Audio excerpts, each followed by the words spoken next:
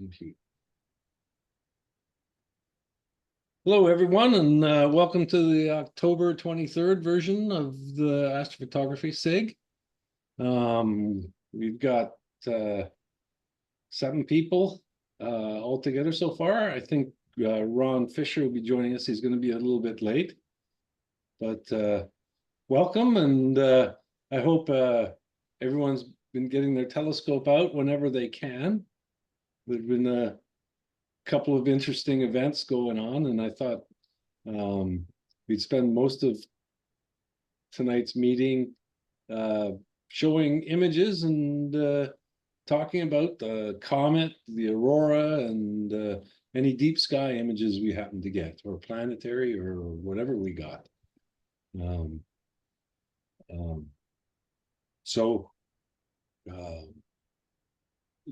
Does anyone want to bring up anything before we get into it? Well, I just have one question. Has everybody seen the comet? No. No. Okay. So my goal was to get everybody to see the comet. So we've had a couple of sessions. Reg, we've had like two sessions up at the VCO, right? 2 very successful and very successful. Yeah. So we've got people at least observing, if not imaging. So that was good. It is not it's going to get harder and harder now, just so that people know. It is getting dimmer. In fact, the last time we saw it last night. I think it's a fifth of the brightness of it was on the 12th, and it was the brightest on the 12th. So Brock, I'm surprised you haven't seen it. Yeah, I just haven't. It just hasn't worked out when I haven't had either haven't thought of it, or I've just been too exhausted from working and just been like, I just want to go to bed. And the timing is kind of bad. I want to mention this as well. The timing is not really all that great, because at the very beginning on the 12th, you had a very narrow window, right? I mean, it's really, really bright. And then the thing is heading into the horizon line, right? Yeah. So that's a bad thing. That was a bad thing for the 12th. And that dimming curve, as steep as it is, you also realize it's a log plot. So it is. I mean, it's magnitude, right? So it's just like it's dropping way faster than it looks. Yeah, and also it's diffuse as well, right? Yeah, very, very, very diffuse. So how would you compare? Like, I haven't seen it either, because if it's behind the trees, it doesn't exist. Okay. So for previous comets, not as bright as Neowise, I don't think, because I remember Neowise was very much a naked eye object. Yeah. But then again, it was early morning, so instantly you gain in terms of the contrast, right? Like we haven't had good luck because it's at dusk, right? But now it's quite high. Reg, it's quite high on the horizon now, isn't it? Yeah, last night it was quite high. We saw it on the 12th and again on the 22nd, so that's 10 days, and it is substantially higher on the horizon and stays around for a lot longer. On the 12th, we just barely saw the comet as it plunged into the Souk Hills. Yeah, I mean, and it's quite a skill, you know. Like I kind of lucked out on the 12th. I managed to catch it in the refractor. I brought a refractor with me, and then every other session, I've relied on other people to find it for me. So I basically say, I'll tell you where it is approximately, but you're going to have to help me. So thank you to CJ for helping me find it last night as well, because I needed other people's much younger eyes, younger than mine anyways. Yeah. So I don't think I've not met that you easy. Before. CJ? No, I just joined the club like 3 days ago. Oh, great. Welcome. Yeah, I've never seen such accelerated adoption, because CJ showed up at Astro Cafe, and the next thing you know, he's at a VCO session. Yeah, it worked out well. I live up in Brentwood Bay, so the observatory some help is near. Yeah, it's pretty near, and thanks to Gary that actually talk about the society to me 2 weeks ago, something like that, huh, Gary? And he called. He was very persistent. He called many times, and he said, "Well, this guy really wants to join, right?" And I said, okay. So now you're the mystery guy. You've appeared. Yeah, exactly. Yeah, I'm the Have you one. got a MITS on a telescope yet? I have a telescope, but it stayed. I just moved over from Switzerland. Oh, And okay. I haven't been able to bring everything over. So I got most of my astronomy equipment still back home. Hmm. And I still, the only thing I have now, it's Skywatcher refractor, 800 Right. millimeter on a equatorial mount. And some eyepieces. I got my camera with me. But yeah, I had to cut down a little bit my equipment throughout the year. I used to have a Schmidt Cassegrain 200 millimeter. Hmm. I don't have it anymore. Well, we like sorry, I got two topics in my head at the same time. So are you interested in astrophotography? So Yeah, I will try to get back into it, but just with the equipment that I have a Nikon DSLR, and I just downloaded Serial because that as well. I had looked into it maybe 10 years ago, 15 years ago. So back then the software suites, they were not as good as now, and I yeah, forgot pretty Yeah. much everything. So I just got back today into the dark, flat, yeah, and bias kind of frame, stacking kind of stuff. So, but yeah, it's a steep learning curve. yeah. Mhm. If you're Well, using Cyril, reach out to me and I can give you some pointers and also some scripts. There's some scripts that are that I've modified to make certain things really easy. Okay. So you can just throw all your stuff in folders and run a script and bang, it's done. Yeah. So Okay. So really is helps. it the equivalent of the weighted batch processing on PixInsight? It's similar. I mean, the script, it's old school scripting in that it's just a sequence of command lines. Oh, okay. But what it does is it allows you to. I've modified it so that it doesn't do the entire processing. It basically calibrates everything and then allows you to review everything and Oh. then check out the quality of the images and sort them by, you know, by full width half max and background brightness and deselect ones that are no good and helps you. And then you run another.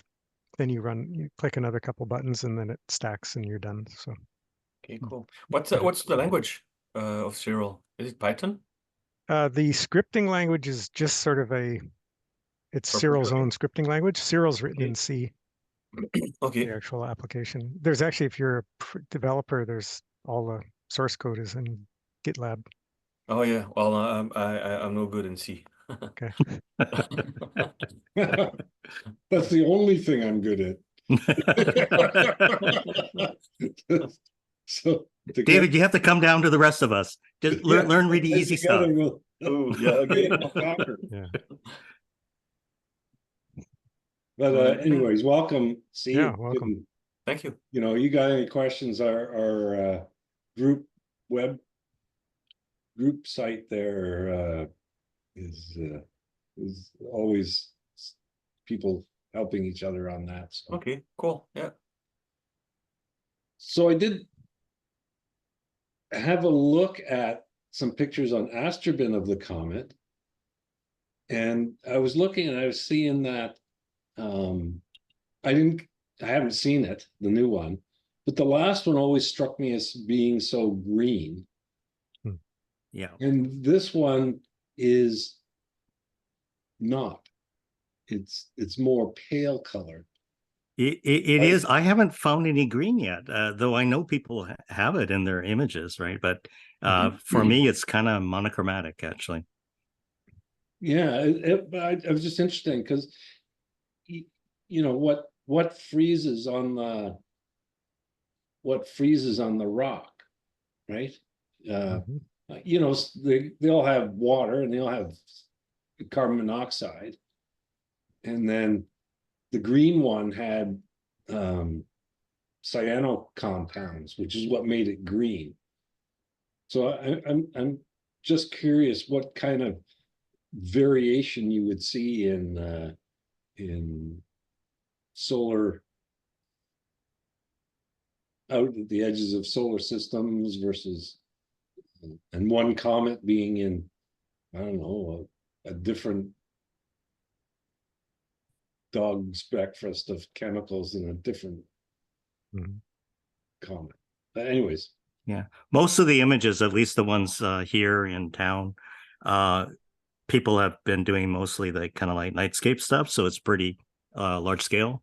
Mhm. Yeah. So you don't really see the head very much. I've been slowly approaching it. Like I've gone from wide to narrowing down, and last night I shot with a 200. So the 200, I stacked about over 300 images, 4-second images, and I did manage to get some kind of weird head. When I first processed it, I just did it against the stars, and of course it's a blurry mess, right? Mhm. But then I used comet alignment, which I think you can do in Cyril as well, and I managed to get an interesting head. I'll just show some of the local pictures, and then yeah, that'd be great. I'll finish with the one I did last night. Okay. So there's really not that many. Now, not everybody's pictures are on Zenfolio, so I'll have to tell you, it's quite cool. There's some smart telescope offerings as well. Let's see. Chris Gaynor has a smart telescope. He has a Unistellar, and Doug Hardy has it may as well be kind of smart telescope, but he's just got an AM5 with a red cat, and he's basically doing stacking. So he's kind of doing the manipulable kind of smart telescope thing. Right. But anyways, let's start with this. Zen's not with us tonight, but this is Zen's.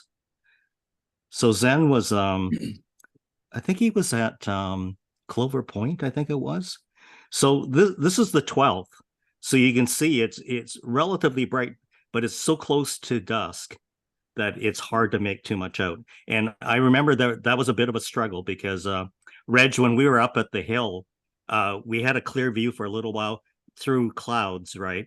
And then it just dipped out to this really deep gray cloud, which is what you're seeing here, right? Down in this area. Yeah, So we did not have up in the hill. I think our horizontal bands of cloud were a bit lower, so we didn't really have that great a clear shot of it at any time. no, and in fact, the last night I would say was probably our best actually.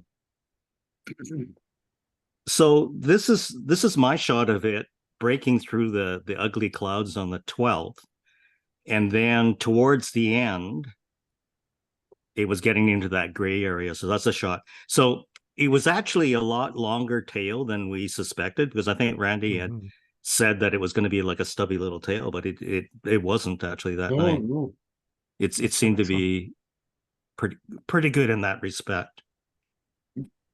So then I went out another night. Now I know these aren't always good nights, but I do the long shot thing. So I went up onto Mount Tommy, and again, it's still kind of like dusk, so you can barely have enough time to do anything. But this time, 2 massive clouds came over and obliterated half of my frames. So out of 50, I think I got like 22. But again, you can really see the nice tail. And I have to thank Brian Barber for him and some other people in the crowd. Like, it was originally just Kirsten and I standing on the corner at Mount Tommy, and because she hadn't seen it, and I said, well, come up and maybe we can look for it, right? But there were people around me that I don't know whether they were astronomers or not, but I told them approximately where. And then when we started seeing stars, it was really helpful, because then we could see that it was framed by Serpens Caput and Ophiuchus, right? So we could see the stars in each respective area, and then it was really easy after that. So yeah, less than ideal conditions, and I don't know which this one is from. This is Charles. When did Charles take this one? Oh, 20th. Okay. So this is back east. I don't know how many of you remember Charles. Probably not too many, but he was certainly one of our premier photographers when he was here. Bill's been sketching, and kind of that's actually quite interesting that he has this shape, because when you get to mine, you'll see that it's totally confirmed by the image what Bill saw. And this one is Chris Gaynor's, I think, and this is from Unistellar, actually. Yeah, Unistellar. So this is kind of cool. That's an 80-second exposure from a smart telescope. That's not bad. Yeah, no, Not bad. That's good. Yeah, looks quite good. I especially like this little trail of stars. I find it hard to imagine that these things actually occur, but Yeah, there's it's often these amazing. kind of weird formations, right? Mhm. And this is mine from last night. Nice. that's This is beautiful. the That's the really good. weird head. So quite a smear. Now this is using comet alignment. Mhm. So without comet alignment, it just looks like a smudge, right? Right. Yeah. But once you comet align, this is 351 shots. So I tried using less this afternoon, and I couldn't see that kind of a spear shape. But I went back to the 350, and you see it every time, right? Was So that on David, a tracker or? I use a tracker on this one, yeah, but I probably didn't need to. This is 200 millimeters, and they're 4 seconds, so it was just okay. on the edge. I Yeah. probably could have gotten away with it.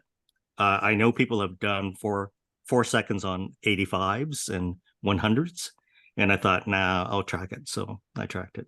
with the comet alignment tool, how does it make the stars look like pinpoints? Does it sort of remove them or align Well, them I separately, do the or same thing you deep sky people do. you remove the stars? It's two frames, right? Okay. Now, interestingly enough, the image scale, it's so undersampled that when you do the common alignment, the stars disappear on their own. I don't need to make them disappear. So when you Interesting. comet align, the stars are so tiny, right? Mhm. When it does the collapse and it just goes on top, it disappears. They're almost gone. You kind of Right. see them, but not really. I And remember then when I did a previous comet with this comet stacking in Cyril, the stars still kind of appeared like little blurry stripes. Yeah. they do, but it's very modest. Like with Okay. 350 frames, Yeah. it's barely noticeable. Barely I was noticeable. if I did get out and do this, I was thinking it might be kind of fun to try. Like in Cyril, you can do star removal of a sequence. Like in Cyril, there's this concept of a sequence where you Yeah. create a collection of pictures and call it a sequence. You can give it a name, and then you can apply things to it. So I could apply the star removal to the sequence, right? And then Yeah. basically end up with a bunch Yeah. of starless comet pictures, align them, and then align the stars separately and Yeah. recombine it. I don't know where the point at which there is detail and there isn't. I don't know where that is. I just know that at 20 frames, I don't get anything like this. Mhm. At 350, I get it. Yeah. Maybe I could have used less. I don't know. Yeah. Well, that looks Reg has amazing. less, so I'm hoping to see Reg's results, and maybe he'll tell us whether 200 is sufficient.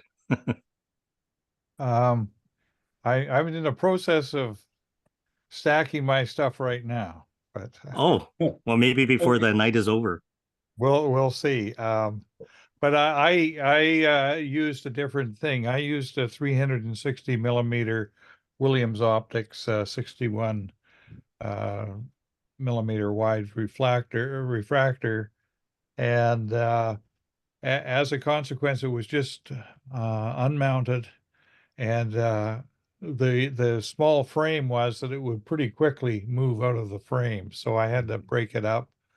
So I've actually got 5 versions of the comet. I'm stacking 5 different groups of stars now, and the star alignment program works pretty good. Yeah, it does. I review the results through Blink, and I get throw a few weird ones away. But the one thing is that I'm getting a couple of, I don't know if they're satellite or plane tracks in mine. I could, because of my focal length, the maximum usable exposure was 1 second. 2 seconds, they start to stretch out a little bit, and 4 seconds are really noticeable. And so my main interest is the nucleus of it. So that's what I'm working on. Yeah, so that's all I've done so far. I'm hoping to do guided ones of the head. So I'll probably switch to the Teleview 76. I might put the Power Mate on. I don't know. I might shoot at about maybe 800 millimeters. We'll see.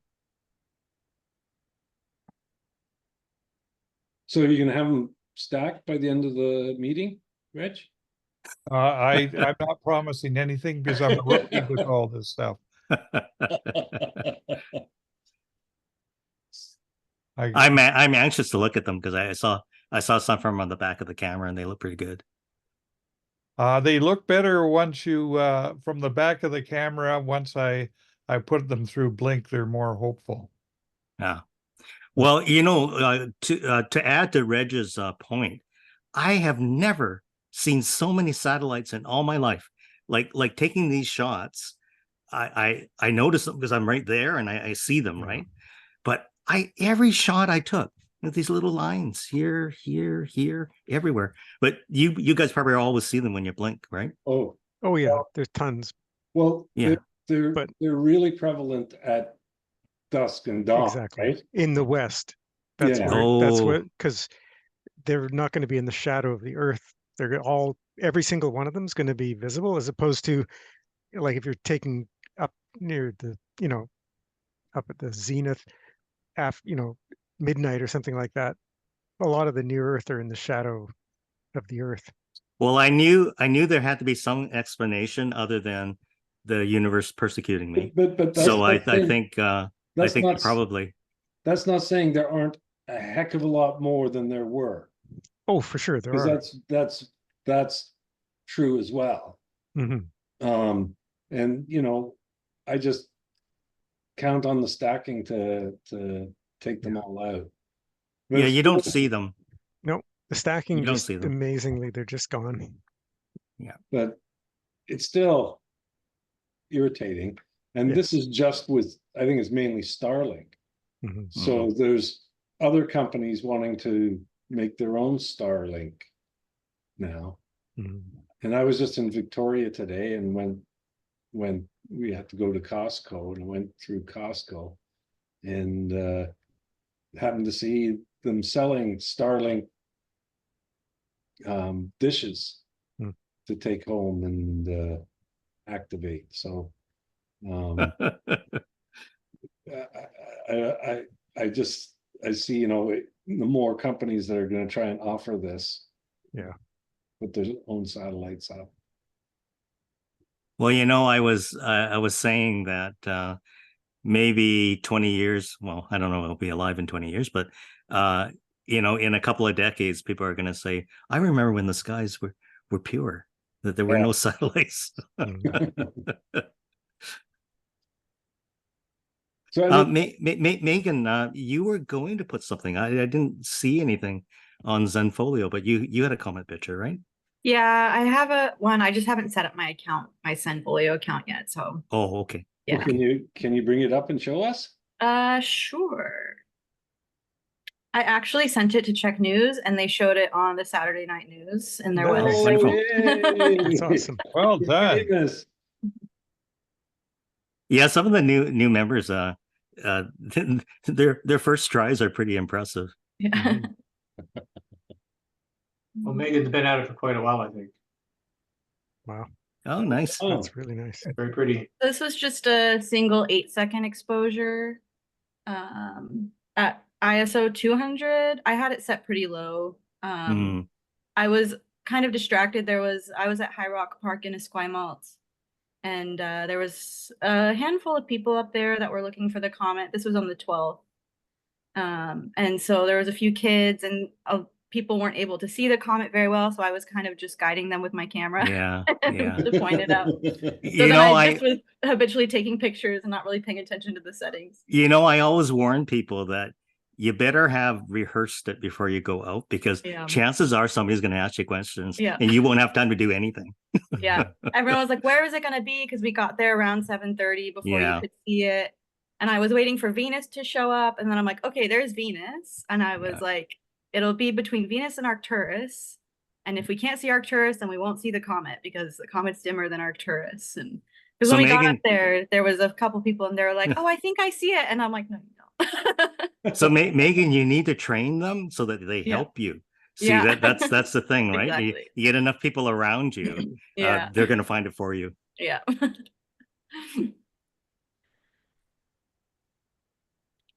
That's great, Megan. Mhm. Anyone else got a comment?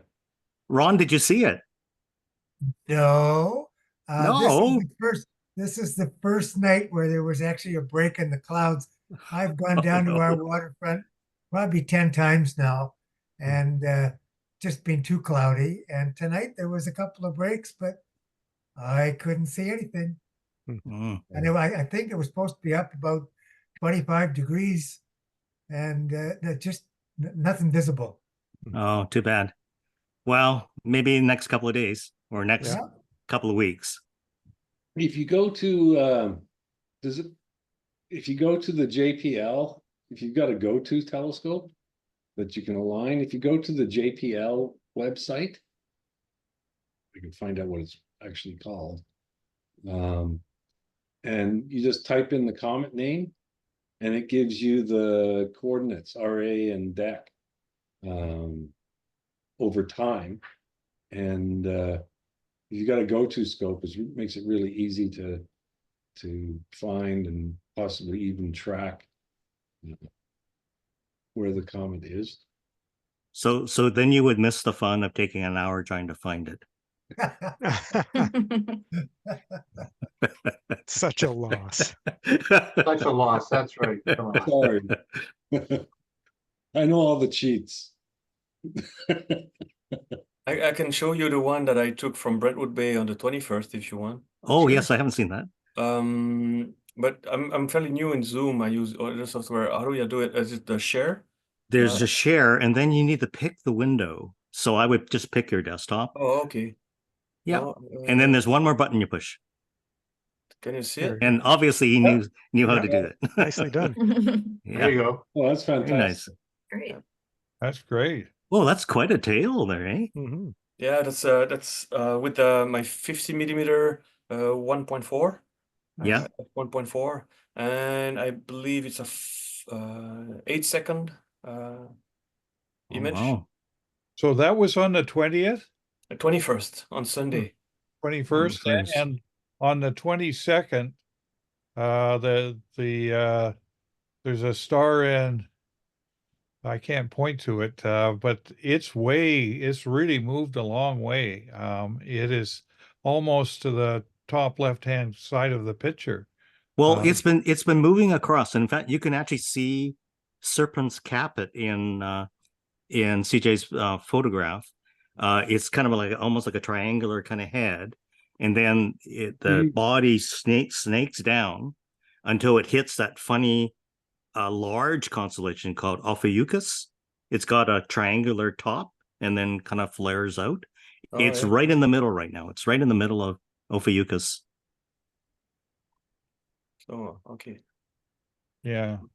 Okay. That's kind of south, eh? That's kind of southwest. Yes, it's gone from west veering to south now, Okay. but getting higher though, getting higher.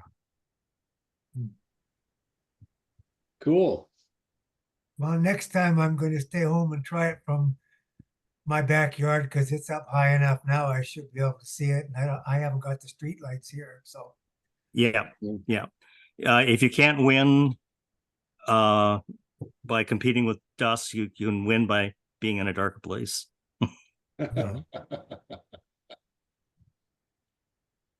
Fantastic. Hey, Ted.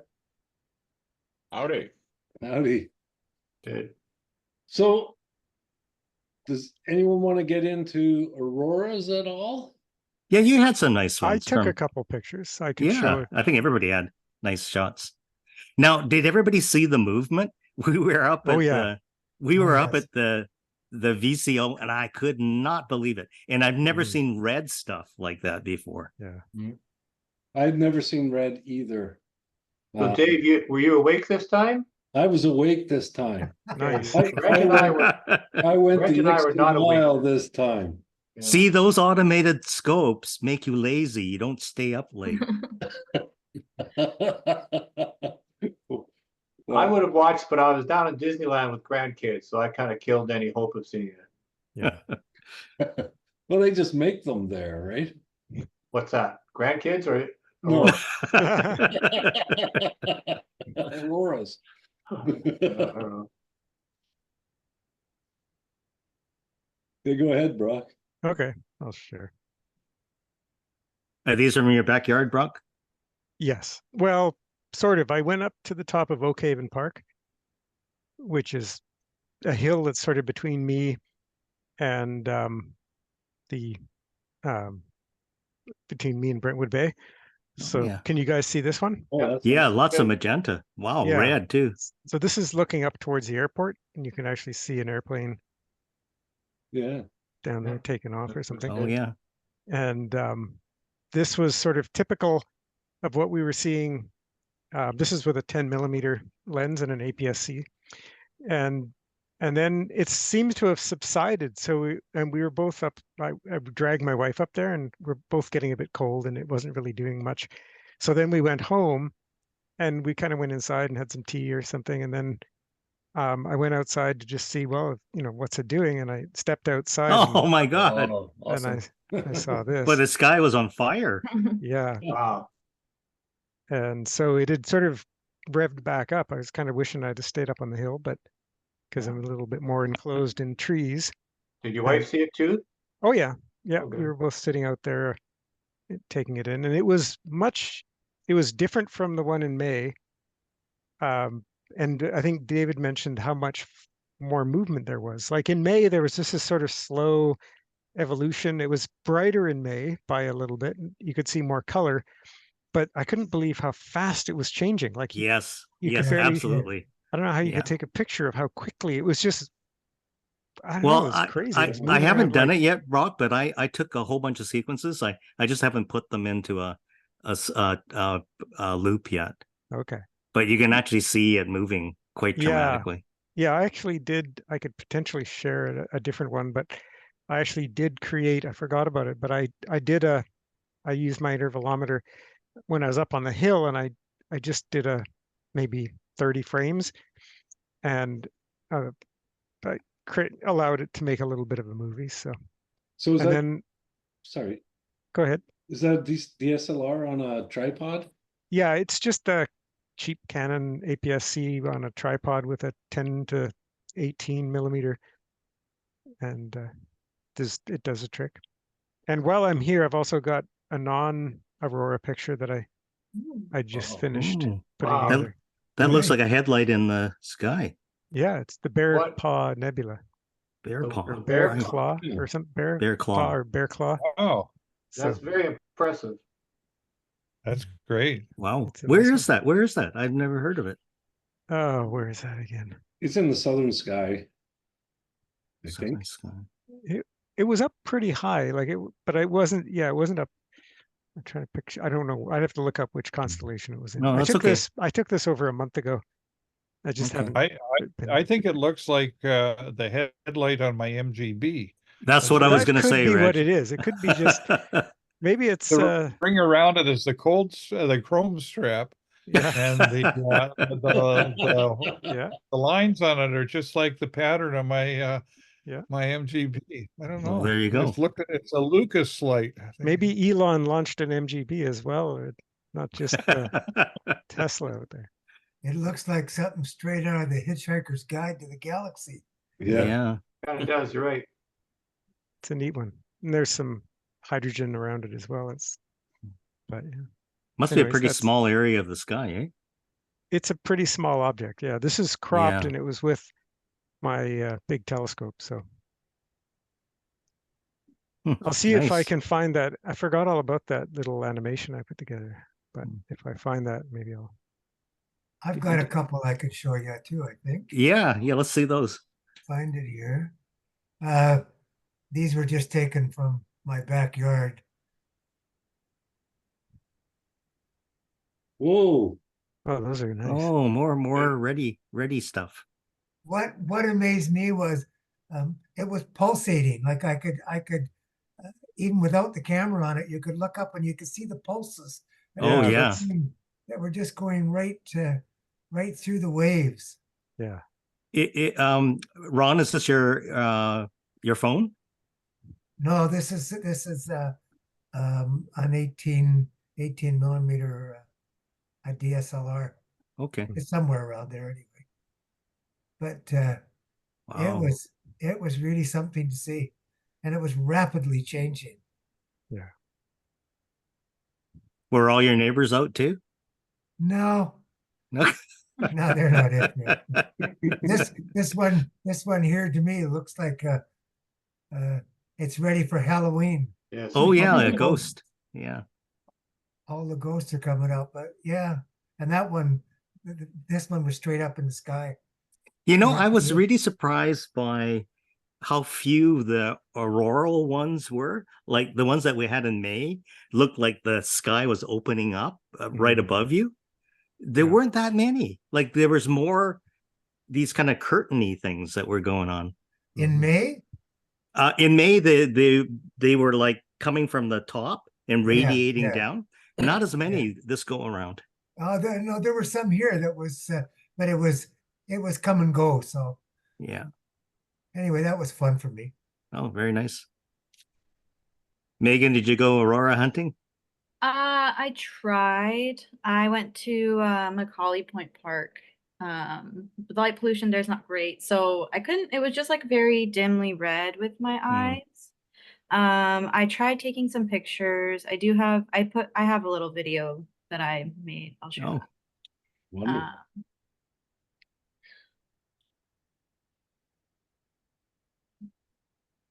So this is I think 3 loops. But yeah, you can make out the movement Oh, a bit nice. there, but it wasn't as bright. look at all the satellites. Yeah. Yeah. Yeah, a few planes and some satellites. Yeah, there's a lot of movement there. It's amazing. Oh, very good. That's Yeah. great. Yep, that's good. That captures it. Beautiful. Oh, especially that spike. I Mhm. did Oh, notice yeah. those spikes. Yes. All of a sudden, there would be like one area that was exceedingly bright. Yeah. Yeah. Yeah, I didn't notice those with my eyes, but I could see them in the camera. That's why we have cameras. Yeah. Well, this is the thing. I'm suspicious of all these pictures because it's pretty tempting to enhance them. And a Mhm. lot of them kind of give me a flashback to the 60s, and all of these things kind of high-dyed in a way. Yeah. Reg, maybe I should go and use Firefly on Adobe and make some. Yeah. Sure. Well, you had to Couple of stretch things them a you don't little. mind me sharing? Sure. I found that Bear Claw Nebula's in Cassiopeia. Oh, interesting. So this is probably my most memorable experience with auroras, even though I grew up in a town called Aurora. Wow. Nice. Mm. That's a But good picture. my most famous one, I didn't have a camera, but I was walking to work in the morning in the UK, and these green lights were dancing all over the place. Like it was dancing back and forth, and it's almost like a light show. Like a light would come on over there, and then it would go off, and this light would go on over there, but in rapid succession. And it was a big dance, and I got a little bit of that, but it was all green. I got a little bit of that, but I got a lot of every sort of thing you can imagine. The colors weren't as intense as you see with the naked eye. These were just Mhm. taken with the handheld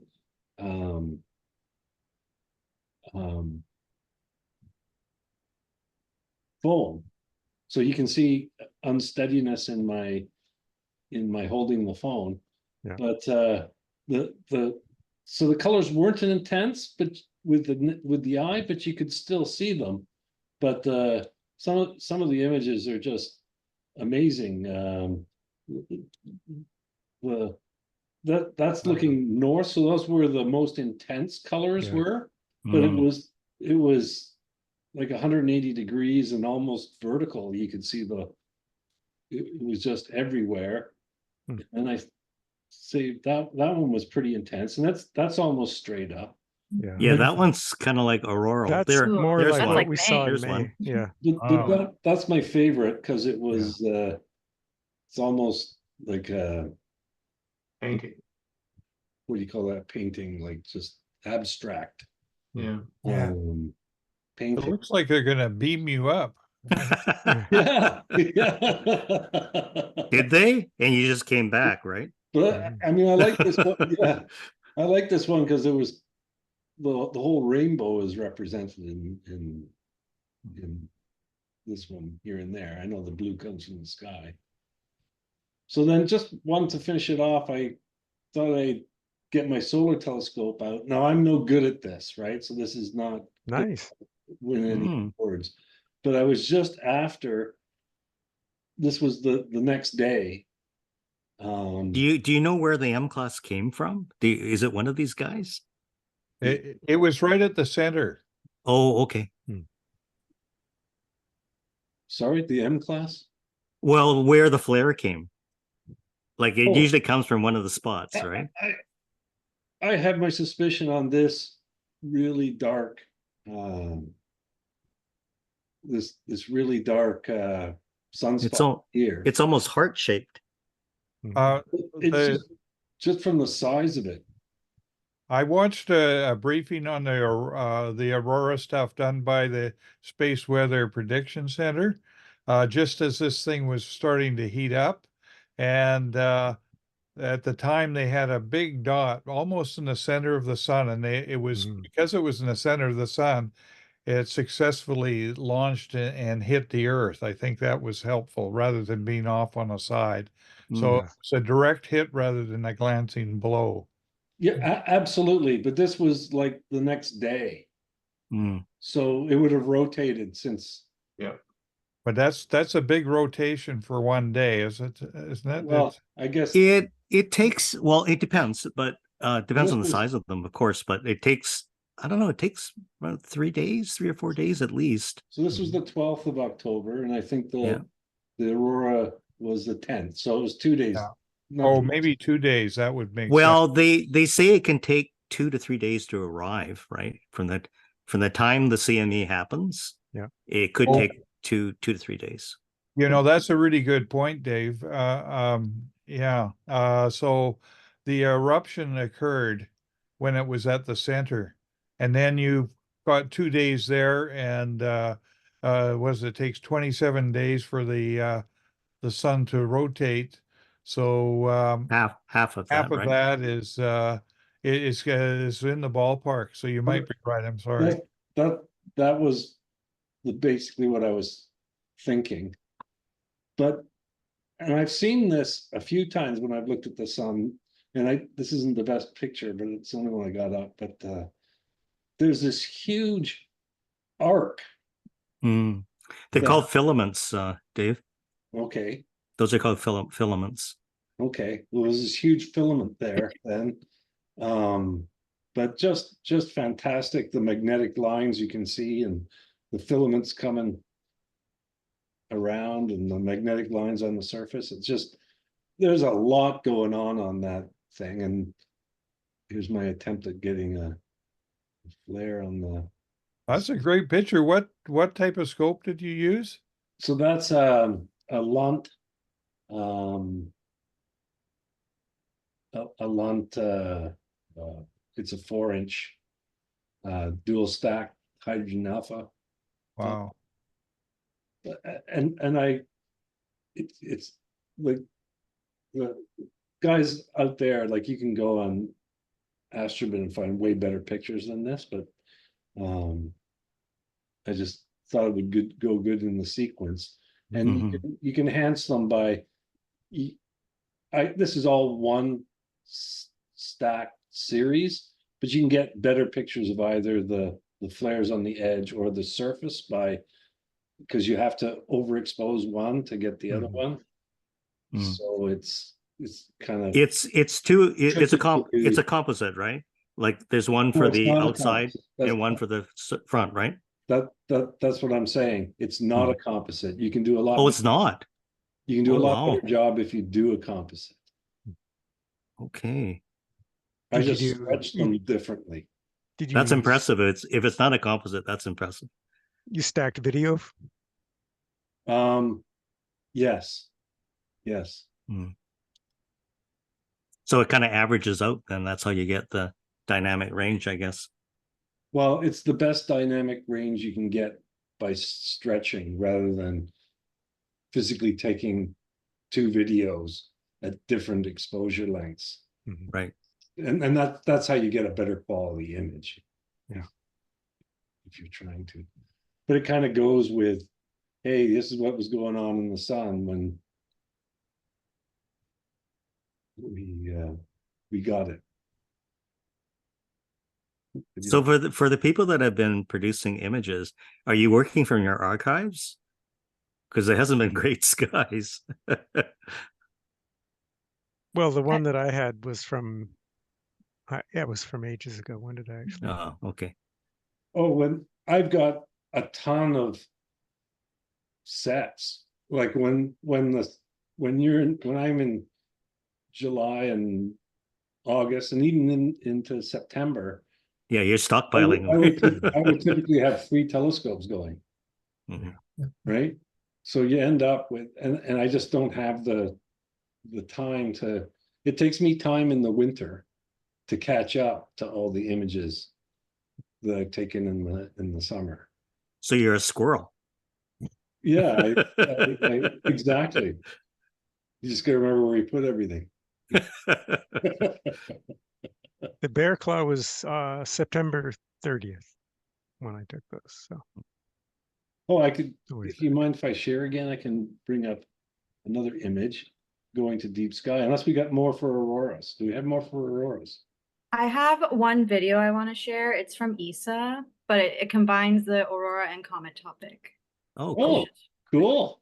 I just saw them share it on Instagram yesterday.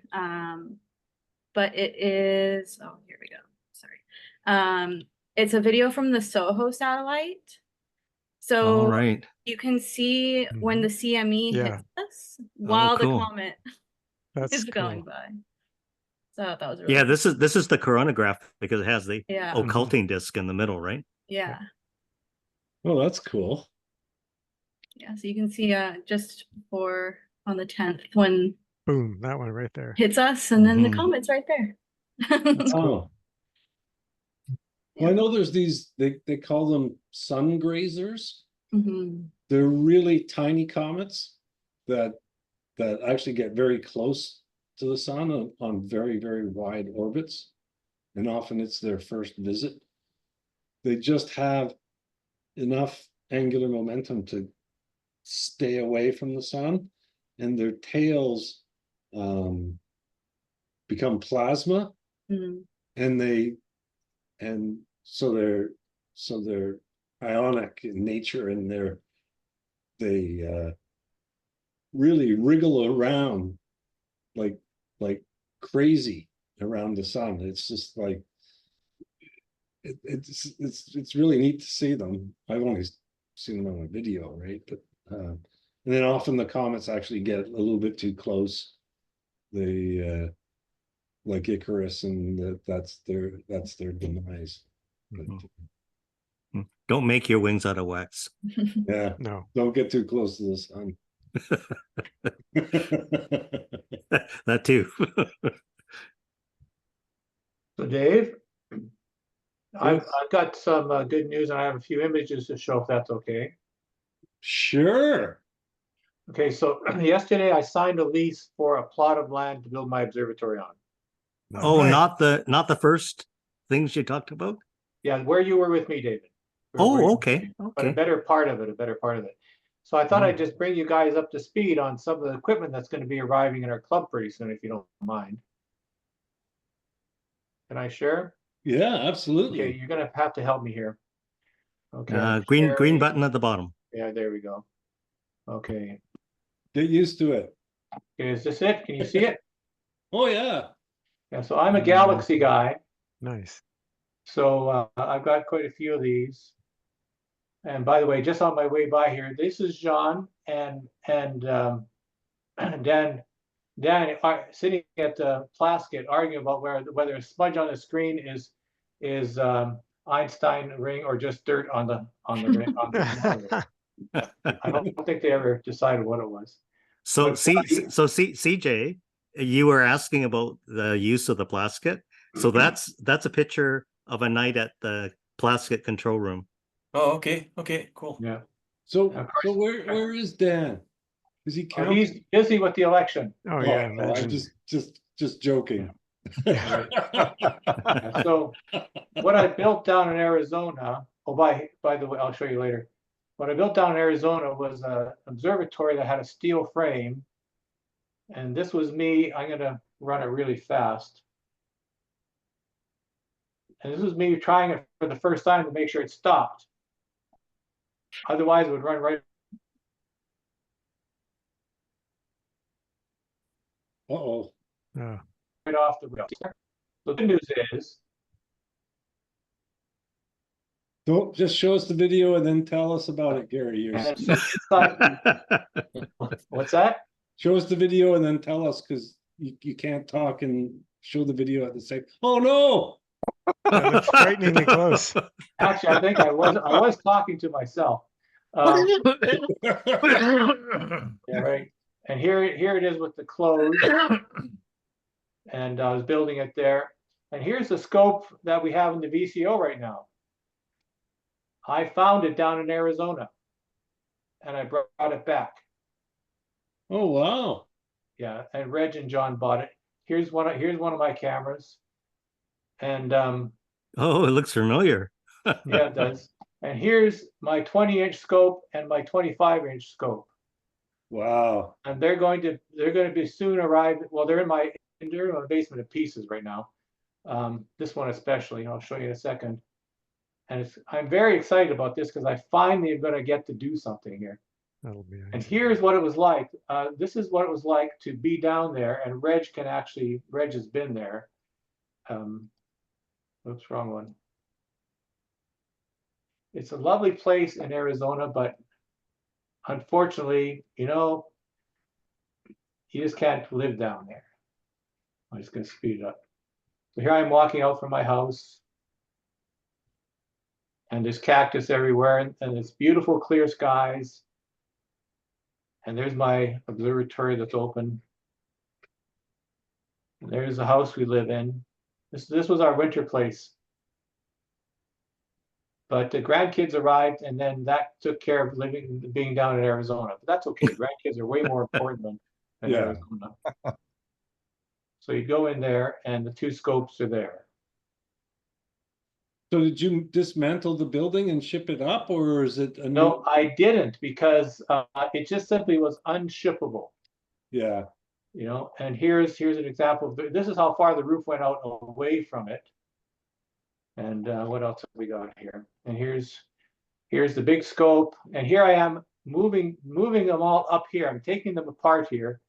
And you can see that this is the big machine. I've got it on a lift, and I'm taking it apart in pieces. And this here is the 20-inch mirror packed up. And here's my 25-inch mirror. It's a honeycomb mirror. Right. And here's the scope hanging from the roof while I lower the mirror. And it's kind of fun. And here they all are packed up, coming up here. And there's all my eyepieces and stuff like that. And then going down, here's all the stuff. I packed it all in my wife's horse trailer. And this is the last night I was there. I took a few sentimental pictures. But here's everything here. This is the right ascension gear. It's 19 inches across. Wow. Wow is right. And here here's the deck gear. I've taken the whole scope apart to get at the bearings. So here's the right ascent. That was the right ascension gear. This is the deck gear, and it's a real Byers. Anybody heard of Byers? BYERS? Yep. Yeah. These Standard. These are all really, really good Byers gears. So were these custom scopes, Gary? I can't remember. Yeah, or were they are. they're custom scopes? This was a custom scope, and as a matter of fact, I found the manufacturer of it the other day, and I talked to him for about half an hour because he was just pleased as punch that his custom scope actually ended up on a mount somewhere. So he's thrilled to pieces that it's actually working. But it's a work of art. Like, you got this beautiful big deck gear, and you've got these honking big bearings, like holy smokes, Yeah. you know. But the problem is, these bearings here, this one was exposed to the outside a bit, and the grease basically melted. Yeah. So this bearing I've got out now, and I'm going to be cleaning it up. And let me see what else. This is going to come apart, and I'll pull this straight out and get that one too. So that was just the heat, eh, Gary? Just the heat primary, and also they're pretty old. These are both 20-year-old scopes, and they're in perfect condition. Just that the grease needs to be replaced. Yeah. So there you go. This is what I'm going to be doing over the next year, and I'm pretty stoked about it because I've been waiting a long time to become part of this club again. I mean, with my own gear. So there you go. So Gary, are you gonna need a hoist to put it all back together where you're gonna take it, or? I actually have one sitting just outside the door here. I bought one yesterday. Oh, okay. They're all so heavy you can't lift them, you know. So are you going to be on level ground? Like the site that you showed me was kind of sloped. Right. Well, I actually found a less sloped section that's farther down and away that gives me a really good view of the north, all the way from the west over to the east with a few trees, and it's way less sloped. So I'm going to build a bunch of piers and have the scopes are going to be sitting on rock because this is rocky ground, and I'm going to have two rails that are 45 feet long and a shed that goes over it with a garage door. So I'm not actually moving the roof time this time. I'm just opening up a garage door and sliding the whole thing off 25 feet. So I'm going to have maybe 15 or 16 piers that the rails sit on. Are you going to roboticize it at all? He's stuck. He's frozen. And the highest rail,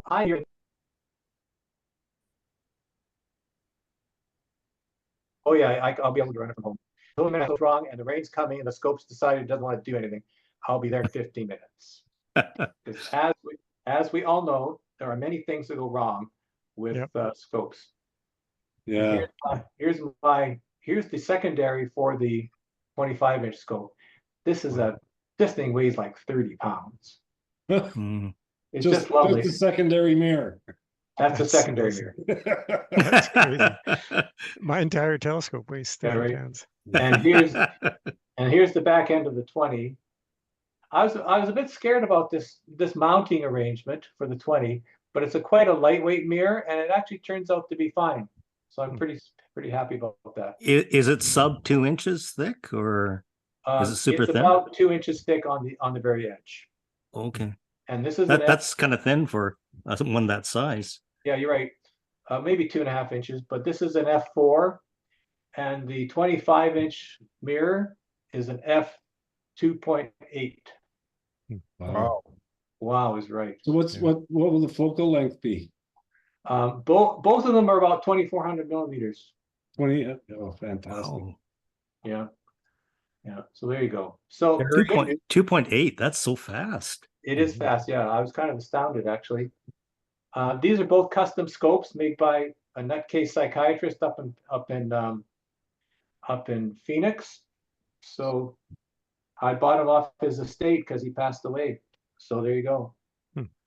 So there you go. I love this scope. Can you see my cursor? Yep. I love this scope. It's got a Paramount mount, a black one, same as our red one, but a generation younger, but it's still a Paramount ME. And it's a lovely scope, and it's carbon fiber. And the tube for the 25-inch, is like 1/4-inch carbon fiber. This thing here, holy smokers! You can't break it with a jackhammer. It's so strong. Yeah. It's just crazy, crazy, crazy. So it's going to be fun. So hopefully I'll be up and running by next summer. Nice. So Gary, yeah, one aspect about your observatory in Arizona you didn't mention is that you installed Omega Centauri doors to the south. Yes, you're right. I did. And Who's Diane that? Bell, for those of you that remember her, she comes banging on the bedroom door at 4 a.m. a couple mornings when she was down there with a bunch of guys from the RASC as they used to do. And I'm out there bleary-eyed taking pictures of Omega Centauri with Diane Bell, which is now that's a very nice memory, you know.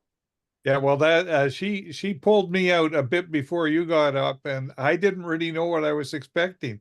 But this Yeah. thing was the size of the moon. It was spectacular. This globular cluster. It was the biggest visual highlight I've ever seen through a Oh, yeah. 25-inch scope.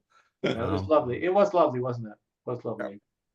But hopefully we can recreate this here, which would be nice.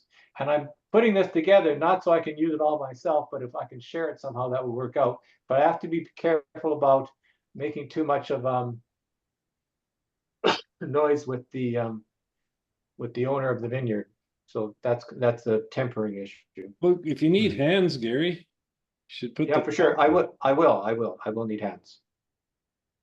Okay, so there you go. So I'm excited. I'm pleased. I feel like I'm part of the club now. I have a scope. Good for you. Nice. I was wondering who you were. Yeah, you might have thought all those pictures I showed, I did copy them off the internet or something like that. But no, there you go. Good, that's it for me. Anyone else want to show some I pictures? just got one thing I want to show you. I'm every year with all of my granddaughters and everything, I put together a calendar of my imaging. And what am I trying to go to here? So this is just something I wanted to show you here. I was trying to get images, trying to figure out which images I was going to put in my calendar that I'm about to get printed up. And I started looking at some of the stuff I'd done this year, and I didn't really like it. So I just spent about 10 minutes trying to reprocess this one on the left here. And this is what I came up with. And I was pleased. All I did was I went back into the old data and I ran narrowband normalization again and played with things just a little bit. And I was really pleased with the difference it made. Yeah, looks good. Looks really good. Yeah. With Pretty fine, Ron. Pretty with fine. my old images. And this was another one here, the Flaming Star Nebula. And this is what it came out like Wow. when I played with it. So now it's got me all fired up to go back and look at all the stuff I've done before. Go do it all over again. Yeah. So Yeah, anyway, your new ones are quite nice. They have a little bit more punch to them because they're not so flat, right? Yeah. so Anyway, CJ, I got my calendar sent off to get printed today. So yeah. that was it. Where are we here? That's fantastic. So Ron. CJ and Megan, Rod's here. Pardon me? Somebody's asking a Yeah, question about that? from? Boy, you could go. You froze. Ron's been at it 2 Oh, years, okay. and he'd start teaching people. Yeah. Well, it's amazing when you go back and you go, oh, I can't believe I posted that. I know. So, It's embarrassing. yeah. No, it's not embarrassing. Come on. No. Great. I thought it was pretty good at the time. Well, yeah, we all did. But that's a natural progression, right? Like, Well, I mean, I got to tell you, I've got 5 beautiful granddaughters, and every Christmas when I give them a calendar, they just think their grandpa's just the most famous guy in the world. So Yeah. it's just, Are any of them gonna follow your footsteps? not sure. They might. Anyway, it's fun. Yeah. You're an inspiration for me, Ron. I started getting into the printing out part, and that's a whole kettle of stuff with ICC profiles and testing and then adjusting, and it's like, It's the world of publishing. yeah, it's Mhm. like it's just like very, very complicated. Hmm. And there's lots of videos out there on how to, how to test the image on your computer, and then you do a certain amount of settings to make your image on the screen look like the one on the printer. And then you do the reverse of those settings to make, reverse out that correction and make it worse. And then when it comes out on the printer, it looks somewhat like it's on your screen. It's just. When we start doing that, we'll get you to give us a tutorial, Dave. Well, I said, I'm not going to do this for now. This is too much, too complicated. Yeah, the big problem with printing is that the gamut of the screen is so much different, and the protocols are different too. Like CMYK is very different from sRGB, so you can't do the same things in each. So you have to make compromises. I don't know if you know the device that is available to calibrate your screen. Yes. There's a spider kind of thing. Mhm. Okay, so you all know about it. Well, I don't know if everyone knows about it. Well, we I need all that. we all use different ones. I use Spider, Ted has one. but I also use another brand as well. Okay, cool. But I can get it to show up. There it is. There you go. It's called the Color Monkey. yeah, there are monkeys, there Yeah. are spiders, all sorts of It's a things. spider, Oh yeah, okay. Mine's black, but it's the same idea. but it's kind of like half the time I calibrate my screen, and the other half the time the computer is reminding me that it needs calibration.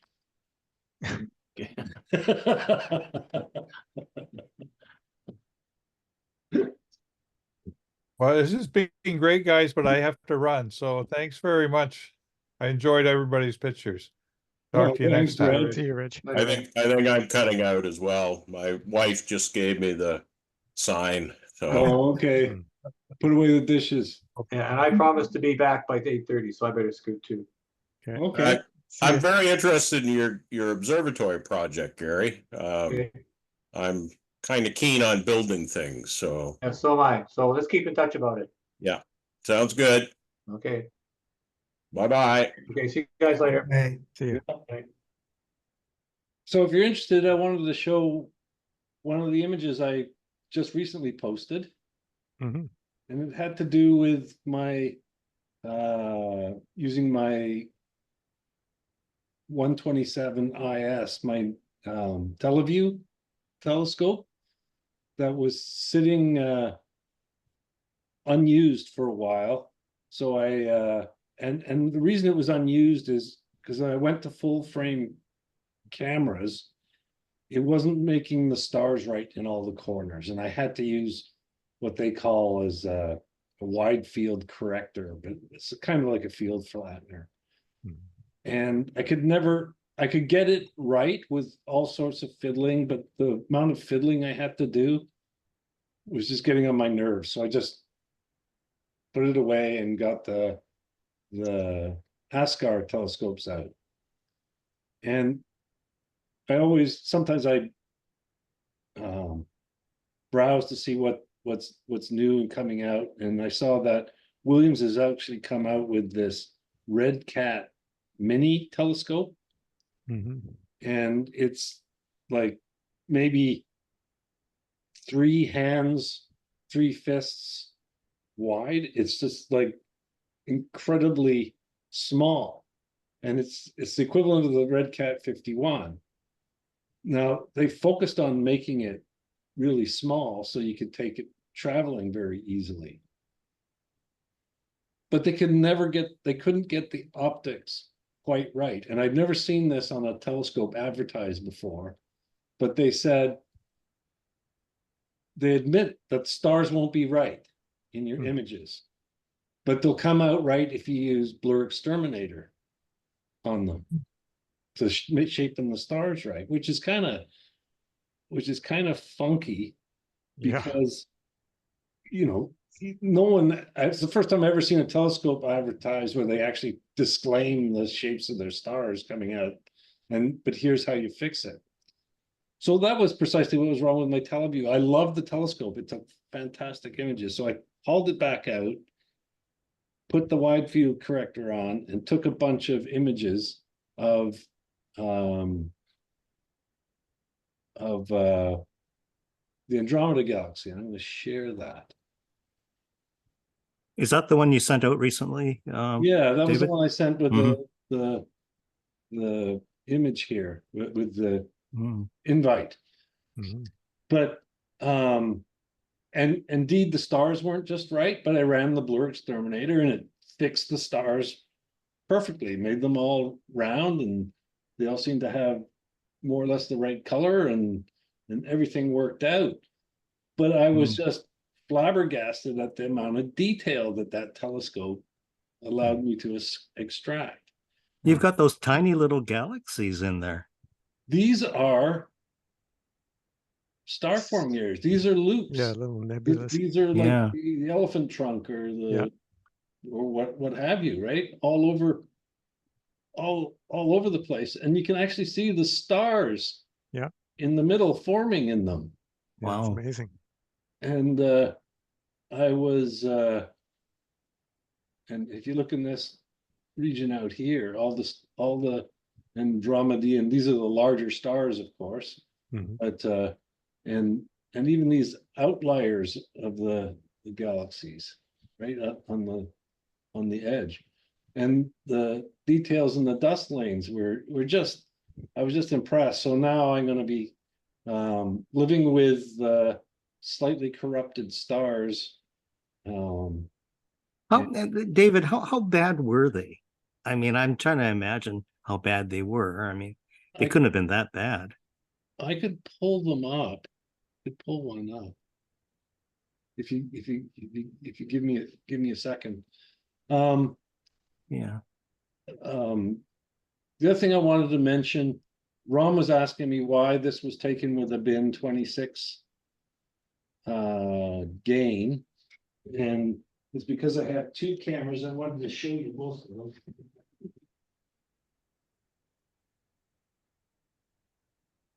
In case someone's buying, I should have shown this to Gary. So yeah, I'm glad you're going to talk about that, David, because I've often wondered whether doing the popular thing, which is the ASI thing, was the right thing to do, because I mean there certainly have been problems with ASI cameras, but they've also been really good too, right? Yeah, there's pluses and minuses. I'm going to stop sharing the screen in a second. The one thing I want to point out to you is I'm on this. I reached a point of non-acceptance by the popular explanations as to what's going on in things like galaxies. So I'm off on a tear to explain what's going on in these things as I see it. And maybe if I just go to Astrophotograph for a second.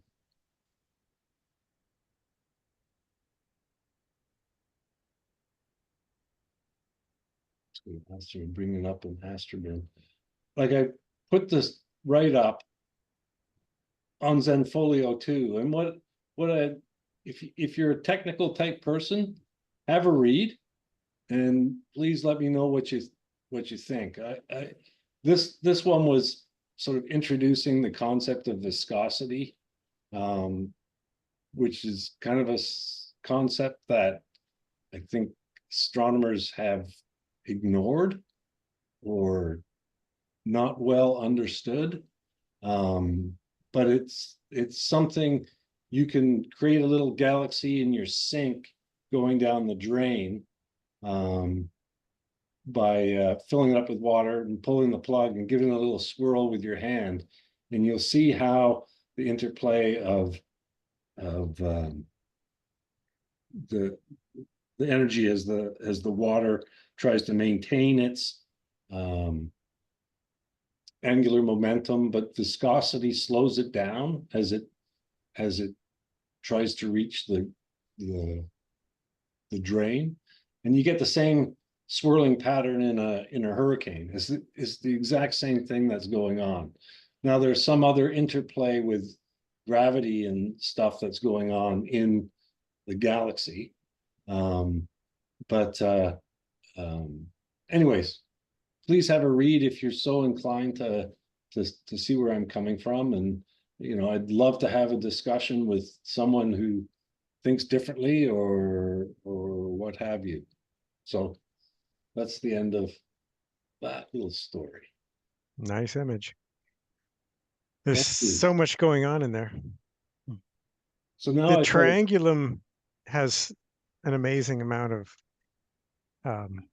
nebula as well. They're both, because they're both so close, there's so much more you can see. yeah. So it's, you know, as after looking after all these images and trying to get hydrogen alpha and all these galaxies, you start to get a consistency. There's kind of the ones that occur in more so the outer rings of a galaxy. Mhm. And then there's others that seem to occur where there's a perturbance of the molecular clouds, basically the dust lanes. So either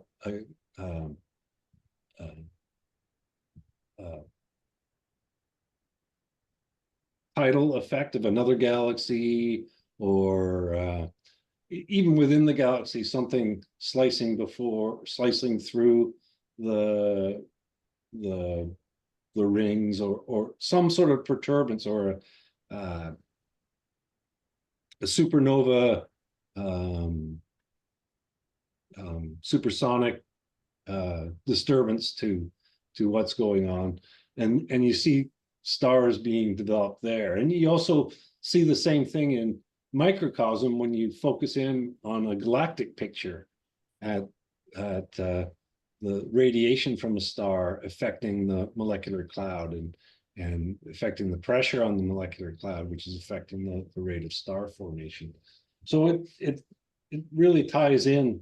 But anyways, if that stuff is just boring to you, it's I apologize, but I really like to figure out what's going on in the images. But I'm going to keep up these explanations. So if you're looking at my image, if I post something to Zenfolio, please have a look through the technical description I'm putting together. I appreciate it. So I'm full screen now. So just a stop on the cameras. So here's, everyone's seen a ZWO type camera. I've got a rotator. It's an old style rotator. They make them a little bit differently there. And this little tap is my own little thing to keep the wires from crossing as it spins around. And then just for comparison, here's the QHY version of the same thing. So it's the filter wheel is pretty much the same. It's got some flashing lights to tell you what's going on in them. I think it's better made. The ZWO, it's certainly got a larger package associated with it. It's basically got the same back focus length to the assembly. The QHY one actually might be a little shorter. As for the difference between the two, I think the QHY camera is built a little better. It's got more options for it, for how the gain and the resolution work. Now, having said that, I haven't used any of the others other than the standard one that we both use. I think the fridge has a bigger delta, doesn't it? The fridge has a bigger delta, and it reaches your temperature much quicker. And the other thing it does is it's got onboard memory, or more onboard memory. So you're not waiting the same amount of time for it to fully download. You're imaging another image even before it's actually fully downloaded. And I think it would get away with, although I haven't tested it, I think it would get away with a much less finicky USB connection without dropping frames.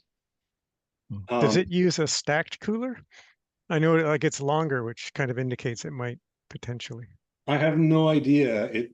Its fan makes a heck of a louder noise, and it seems like a more larger fan on it. I don't. It's not uncommon to stack Peltiers when Right. you're trying to get a So bigger delta T. So you have a little guy at the front getting it to Yeah. a certain range, Yeah. and then another one on top. Yeah. Yeah. Okay. Yeah, a lot of the really like heat sinking missiles and stuff, the sensors on them will have like a pyramidal stack of like 5 or 6 Peltiers that the very Yeah. top part of it's like got a minus 120 degree delta T or something, because each one adds a bit more, but they have to get increasingly bigger because they're ridiculously inefficient. Well, the So- control philosophy is completely different. So like the QHY camera sort of says, okay, if you want to warm up in 3 minutes or 5 minutes, it'll sort of gradually set the pressure, the temperature target Okay. low, and sort of waits for the cooler to almost reach it, and then it sort of that's on a timer, and so then if it's falling behind, it increases the power. The QHY does it completely different. It basically says, oh, okay, the temperature you're setting is lower than the temperature it is outside, so I'm going to give you like 90% power right off the bat. And then it only reduces the power when it sees you're going to overshoot. So it's a little bit more sophisticated. I haven't seen any unstable behavior from it. Yeah, I think the ASI is a little bit more gradual. Like there's advocates for that as well. Like some people say you shouldn't shock the sensor, but I don't know, maybe it's okay. I mean, they obviously thought it was okay, otherwise they wouldn't have designed it that way. Yeah, I've never run into any of the problems with that. It's a little, QHY is a little more expensive, and I found its driver a little more finicky. Just the native or the ASCOM one? The native Okay. ones. I generally use the native ones with Nina, but it's once you understand how it's working, then it settles down and it works every time. But for example, you can't connect, your camera can't be connected up when the computer comes on. So you have to turn your computer on before you connect up the camera, or it won't recognize that the camera is there. Right?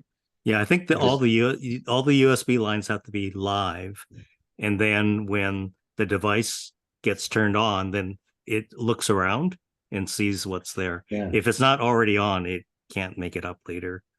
Yeah. That's the way we have to do it at the VCO. Everything, all the lines have to be hot before you can bring the device online. So at first you're going, why the heck is this not working? Like, and you're just pulling your hair out. And especially when, the room I operate the telescope is a bit of a distance from the patio that it's actually set up on. So every time you got to disconnect the USB, I got to get up and I got to go down the stairs. I got to find my glasses and I can do it. And Nice. You need a robot. But still, now that I know that I turn the computer on, wait like 15 seconds, then hook the camera, and it works every time. So other than that, there's no real difference in quality of pictures. Like the sensor's the same. So I don't know, it's much of a muchness, I guess. Just a different brand. Yeah, and it's new generation, so there's no glow or anything, right? The chip is Yeah. exactly the same. I finally have my camera back. It Mm. broke down, so I had to send it back to ZWO and Did pay they them. send it back to China or? No, they have a place in New Jersey. Oh, But it was expensive. oh, they charged you. Oh yeah, Oh, out of warranty it's out of or? warranty, so I had to spend Oh. $500. Is this the one with the oil leak way back? No, well, yeah, it's had the oil leak twice. It got replaced completely with a brand new one after the second oil leak, and then it stopped. It just started to have exposure failures like crazy, Mhm. and then But basically become unusable. You had vibration too, right? Yeah, I've got vibration, and I've actually got the fan little rubber rather than the screws. It's got these little rubber Oh, Yeah. cool. vibration isolator things in there. Mhm. But yeah, so it's been a bit of a frustration.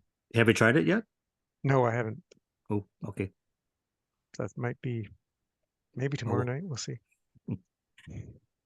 The seeing is terrible tonight. It was going to potentially be clear-ish, but I looked at the seeing and it's just like, oh, it's going to have like 7-second stars, big blobs of messy Probably bad wouldn't be seeing kind of. probably wouldn't be able to guide properly anyways. Yeah. You always know when it's doing the autofocus and it gets to the bottom and the stars are like 7 or 9 or something. You're like, oh, for crying out loud.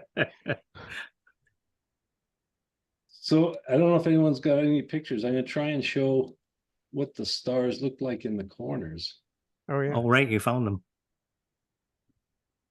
Well, I just don't want to interrupt, but I have to go. So Okay. Oh, have a Thanks good for night, joining. everybody, Thanks, Steve. and Bye. see you next time. Bye bye. See ya. right.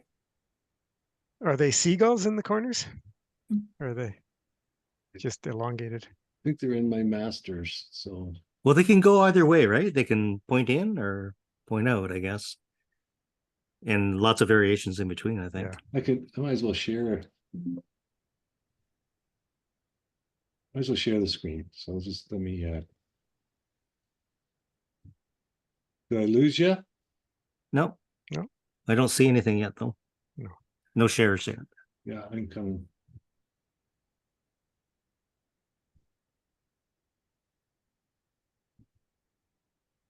Screen 2.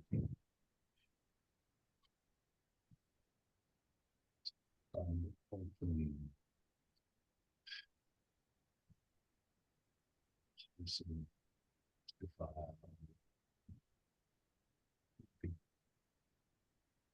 Sure.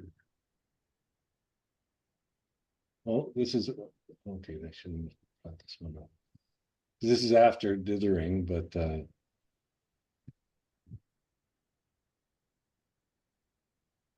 so this is the master after stacking. So I'm going to go in the lower right here. I know there's a Oh way yeah. Oh, there they are. Yeah. You see how they're almost round with Mhm.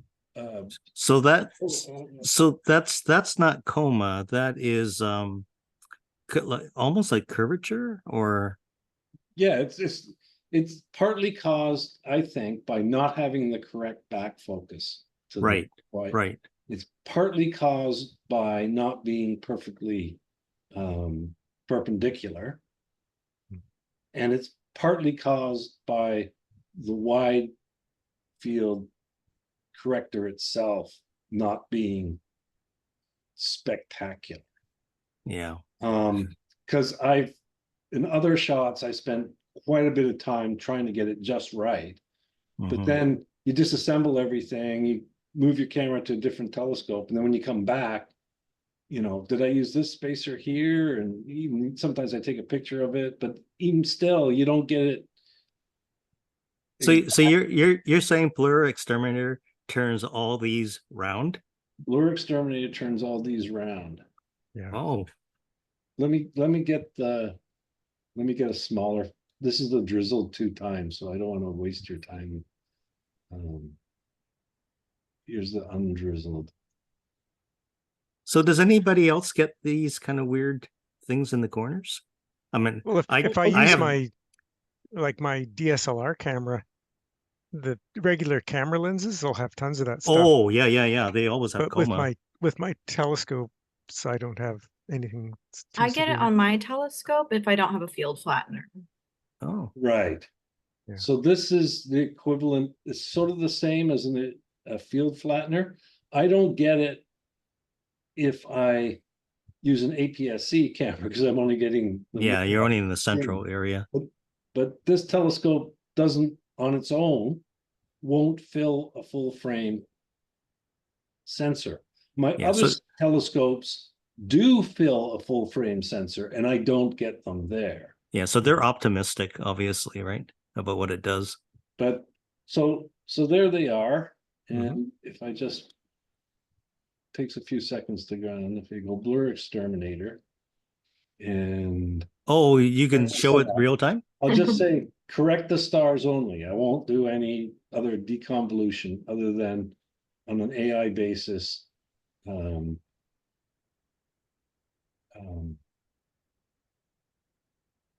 fix the stars. So it's an AI thing, so it does churn a little bit.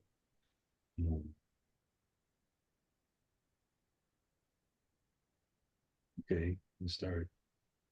There, it's counting up its percentage. So let's just give it a second and it'll. I want to see what it does with the ones that are like have like a double or something right next to it. I'll show you in just a sec. 40%.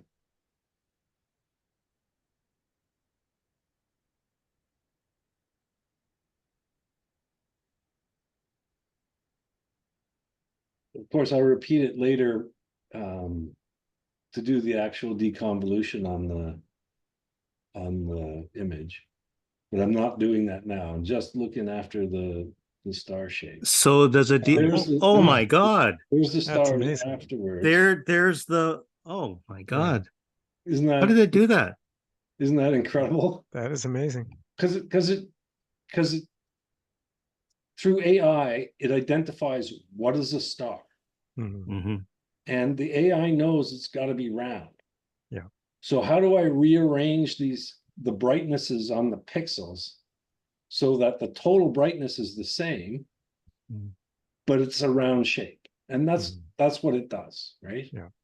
Like you could go around and do just as good a job individually, but then you'd have all the stars in the image to go around and do the job. So it didn't destroy the little galaxies. No, it didn't. That's amazing. It does. Yeah, that is amazing.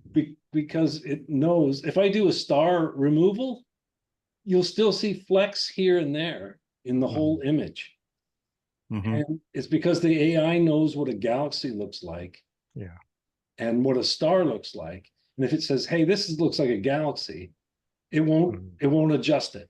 It won't do anything with it unless you then say, I don't know if you've ever seen this thing. I can run it one more time, but don't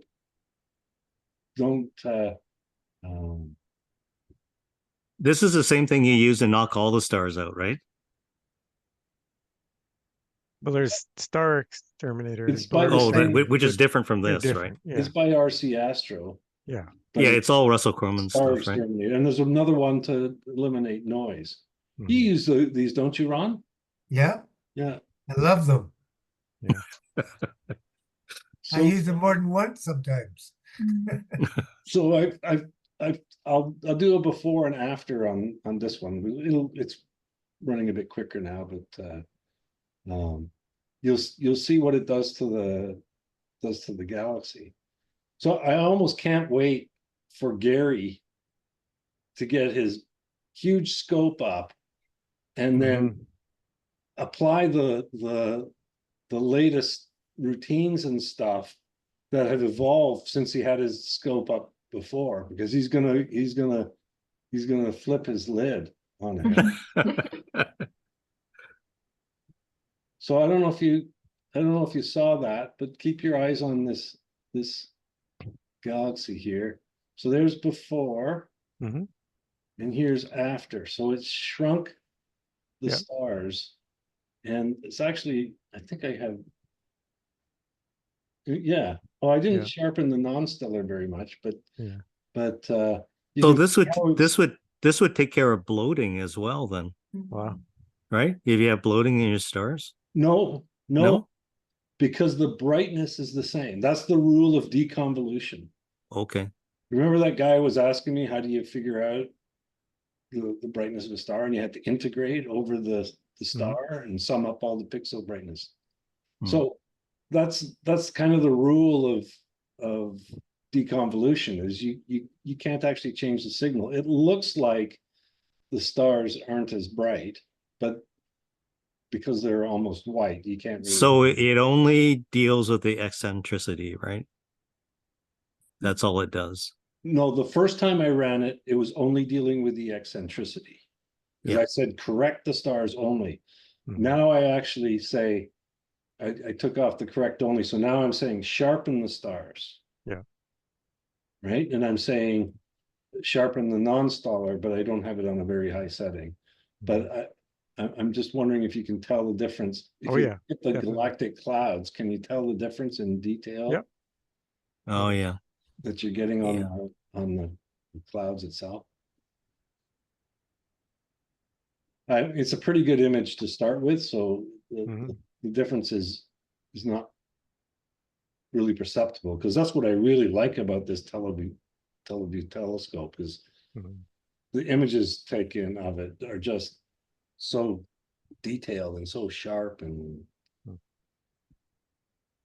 just love it, except for the fact that it Amazing. makes the stars oblong. Yeah. This will be great for photographic lenses because they always have aberrations in the corners. Yeah, but it's down to the AI. So as long as your lens is taking a picture of the night sky, if you take an underwater picture with it, the AI won't know what the heck it's looking at. So it wouldn't really do that good a job. Yeah. It wasn't trained on underwater. Wasn't trained on underwater photography. Exactly. Cool. Nice. I gotta go. Okay, well, I think we're done for dinner. Thanks. Is anyone for anyone else? Or No, I'm good. So have a good just night. before you go, okay, I might not be available for our next meeting. Okay. I'm going away for a little bit of holiday. But I'll be in touch if that seems to be a problem. Sure. And I don't know if you want to look after that, Brock. If I can do it. I actually now have the password for the account, so I can log in and actually start the meeting. Before last time I wasn't able to actually start the meeting because I wasn't. Oh, because this meeting is on my account. It's not on the RASC account. Oh. That's okay. So that's when I sent you the number. Yeah. That was the password for my Zoom account. Oh, okay. That could be the problem. I remember trying to use a number that was nothing I was doing was working. So yeah. Whatever. But it doesn't really matter. But yeah. but next time I'll be in matter. touch if I'm not sure if it's going to be a problem or not, and I'll be in touch if it is a problem. Okay. Sounds good. But thanks Good for night. coming in. Good night. Good night, guys. Thank you.